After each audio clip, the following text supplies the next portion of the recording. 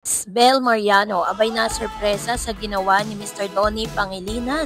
Ano nga ba ang ito at pag-uusapan natin. But before that, if you haven't subscribed yet to my YouTube channel, please don't forget to like, share, and subscribe. At i-hit mo na rin ang notification bell for more showbiz updates.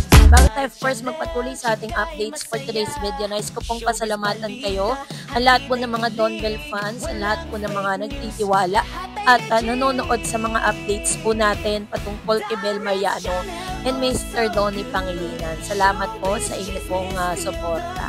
At ngayon, bago tayo magpatuloy, of course, meron tayong tinatawag na comment of the day, dahil may mga comments po kayo sa comment section, namili tayo ng ilan sa mga comment ninyo at susubukan nating mag-react at basahin ito sa inyo. And then, kung may mga katanungan, diba, tulad po ni Miss Fafi Sandra. November 12 ang showing dito sa Pilipinas ang movie nila ni Bel, Papa P, Joshua JK, and Miss Maricel Soriano. Ang title ay Meet, Greet, and Buy, directed by Miss Cathy Garcia Sampana. Thank you, Ma'am Shi, sa inyong info. And then si Miss Grace, yes, happy and proud of Bel Mariano, pretty na at brainy pa with having substantial words and wisdom. We love you ever, Bel. Miss Tarets, always have content for Don Bel. Thank you, Miss Grace, sa inyo pong komento, ha. Sabi ni Yolanda, Bel Mariano trending sa international. Donnie proud boyfriend, husband, Don Bel strong, genuine. Ayan. Salamat, Miss Yolanda Congreso, sa inyo pong komento, ha. Totoo po yan, sobrang trending po si Bel. At isa po siya sa mga laman ng balita ngayon sa LA dahil po sa napakagandang ginawa niya. Sabi ni Miss Grace, Bel has proven herself that she can deliver. I watched this interview and she really did a very impressive job here. She answered with aplomb and class. She's very intelligent and no nonsense throughout the show. And she's really beautiful. A very proud fan here. Ayan. Kahit naman talaga sinong tagahanga po nito si Miss Bel, talaga namang magiging proud sa pinakita niya doon. Sabi ni Yuno Sandra, mapasolo man or mapagkalab team si Bel, talagang kayang-kaya niya dahil bukod sa ganda niya, napaka-smart pa. So proud of you, Miss Bel Mariano. Very true. Isa rin si Bel sa masasabi natin, diba, natapos po siya ng pag-aaral niya. So, doon lang talaga siya nagbigay ng time para sa kanyang showbiz career. It's freedom for Don Bel for their professional growth. All for the best, beloved Bel. Bel forever. 14344. Thank you, Miss Tarets. Ayan. Salamat din po sa inyong mga komento, ha. At salamat sa pagmamahal ninyo sa Don Bel. And this time, ito na, dahil ginulat lang naman ni Miss Bel Mariano ang buong LA. Kasi maraming netizen, hindi lang ang kanyang mga solid dahil sa sinasabing breathtaking at smart appearance nito sa interview niya sa kanya ng Good Day LA or GDA na napapanood sa Fox 11. Trending siya sa ex-media si Bel sa kanyang chillax guesting na sabing celebrity talk sa Los Angeles, California para sa latest movie niyang Meet, Greet, and Buy. Sumaktong sumalang si Bel para celebrating Film Heritage Month. At sa mga sagot ni Bel sa tanong, binigyan niya ng international appeal ang kanyang pagiging isang Pinay actress. Puring-puri ang pagiging fluent sa English ni Bel at ang kanyang speaking voice. Kung hindi kilalang Pinay si Bel, mapagkakamalan itong Hollywood star. Posing with appeal at beauty si Bel sa show. Sabi niyan, tanging reason, my God, she's breathtaking and her speaking voice, Bel slays Hollywood. Ito ang kauna-unahang salang ni Bel sa isang US talk show. Sabi nga ng iba pang mga netizen, the show got totally Belified. Pinalakpakan si Bel na mga sumakay sa comment section ng post. So, kung susuriin naman talaga natin, very slayable naman talaga ang ginawa ni Miss Bel. Kaya po hindi rin po nakapagpigil ang ilan sa mga tagahanga ni Bel, lalo na po yung mga taga-LA, na sabihin talaga na si Miss Bel po is parang nalagpasan or kinabog itong si Miss, yung isang actress din na talagang ginulat niya ang lahat ng mga Pilipino. Kasi syempre, parang masasabi natin na according nga sa ilang mga netizen po dito po sa nasabing lugar na ito, na parang nga daw kinabog daw ni Bel Mariano si Liza Soberano na ang tagal na sa Los Angeles pero hindi pa ata nakakapag-guest sa Good Day LA. Samantalang si Bel ay umapir sa programa upang i-promote ang pelikula nilang Meet and Greet and Buy.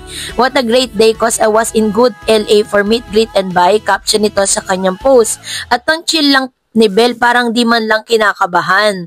Nang tanungin siya ng host na si Amanda Salas kung bakit iba ang kwento ng pelikulang ito, ayon kay Bel, dahil pinapahalaga nito ang pamilyang Pilipino. I think us Filipino really have a good sense of family values and that's what really caught my heart. Sabi ng niya sa host morning show. Kaya naman nag-trending kaagad si Bel kahapon.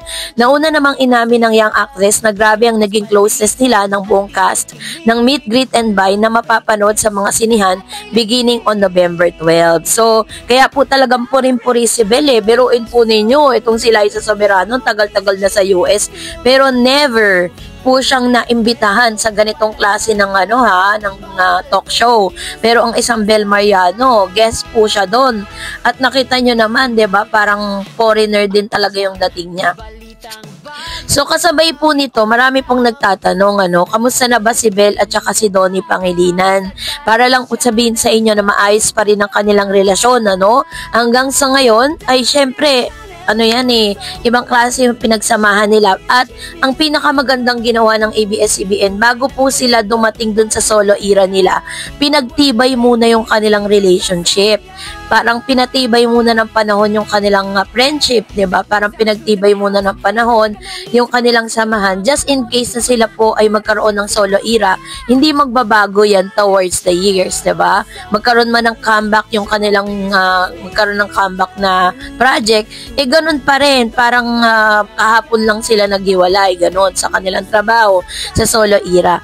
Pero isa sa pinaka naririnig-rinig lang naman natin to, wala pa siyang confirmation. Nakakatuwa naman kung gano'n kasi alam naman natin na si Donnie very napaka-generous.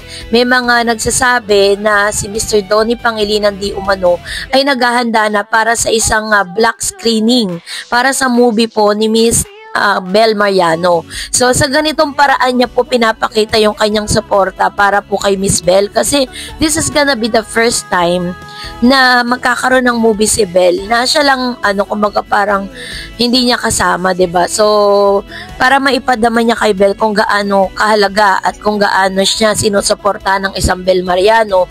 Kaya naman sinasabi po ng ilan na naghahanda na raw ito para sa isang black screening. And that's really a good thing, Napakaganda po ng gesture na ginawa ni Mr. Kung gagawin talaga to ni Mr. Donnie Pangilinan, napakagandang gesture niyan.